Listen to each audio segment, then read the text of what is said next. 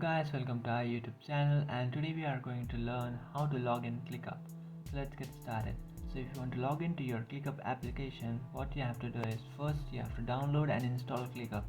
So to do that, just open up your Play Store and install your ClickUp, and after installing your ClickUp, you just have to tap and open that app. And after opening up your ClickUp application, just tap on Get Started, which is on the bottom, and then enter the email address which you have created your ClickUp account with. After entering that email address, just tap on Next, which is on the top right corner of your screen.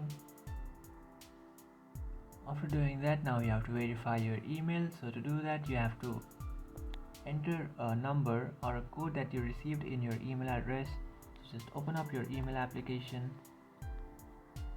And here you can see I have received a mail from ClickUp. So now you can verify your email by tapping on Verify Email Address, or you can copy this verification code and enter it on your ClickUp app. So I would like to do that, so just copy that and then paste it over here. And after doing that, here you can see I successfully logged into your ClickUp account. So that's it guys, this is how to log into your ClickUp application. If you find this video helpful, don't forget to like and subscribe to our channel. If you have any doubts, feel free to comment below. Thanks for watching.